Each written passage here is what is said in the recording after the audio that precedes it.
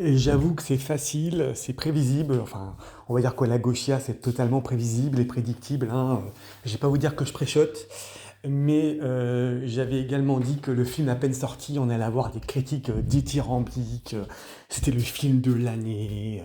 C'était le meilleur film possible, imaginable sur Terre.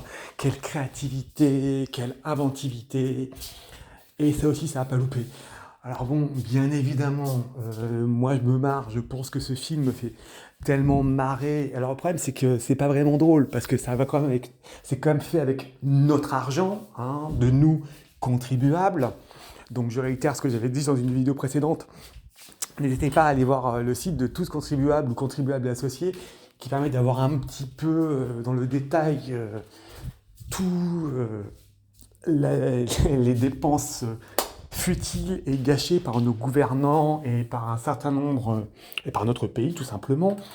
Enfin, je pense que ce film est effectivement, c'est dramatique, mais il est symptomatique d'une époque. Il est symptomatique de ce que veut voir la doxa et ça ne fait que se confirmer jour après jour. Et sincèrement, je sais pas s'il faut en pleurer, mais c'est complètement déplorable. Mais je vais vous dire que ça aussi, j'avais pré-shot.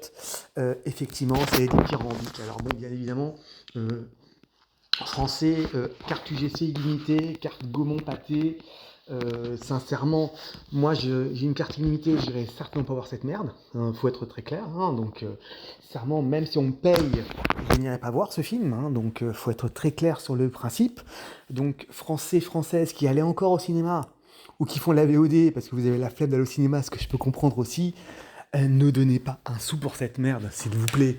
N'allez pas donner une place pour ça, n'allez pas payer une VOD pour cela, sincèrement, hein. Donc là, franchement, il faut vraiment boycotter ce film, ce n'est pas possible, ce n'est pas envisageable. De toute façon, on a déjà dit que c'était la masculinité toxique, et que c'était hétéro, que c'était la bien-pensante d'extrême droite qui avait empêché le film de fonctionner. Donc c'est déjà dit, donc on ne pourra pas aller plus loin. Donc sincèrement, on ne vous reprochera pas de ne pas l'avoir vu. Certains vous diraient, il vaut mieux connaître l'ennemi, il vaut mieux voir ce que vend l'ennemi pour mieux le connaître, mais là, en fait, l'ennemi, on le connaît déjà, en fait, hein. Donc là, je pense que cette vidéo, c'était vraiment...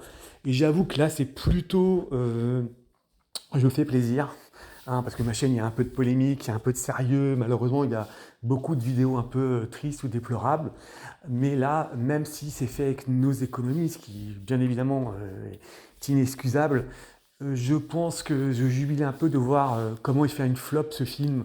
Et bon, j'ai prédit qu'on allait faire les critiques masculinité toxique, j'ai prédit qu'on aurait également des critiques dithyrambiques, je prédis même que les chiffres vont être faussés, qu'on va dire que le film a super fonctionné, et d'ici allez, 2 semaines, on va dire qu'il a super bien fonctionné.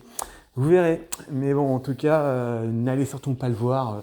On a d'autres choses. Je pense que chacun d'entre nous, bah déjà, on est censé avoir un métier, hein, déjà, on a un métier. Et 1 heure et demie de notre vie, excusez-moi, je pense que on a plus de choses à faire. Et c'est beaucoup plus important de passer cette heure et demie avec nos proches, avec nos amis, avec notre famille, avec les gens qui comptent, ou faire des choses qui comptent, tout simplement, que d'aller voir ce film, hein. Allez, bien à vous, ciao.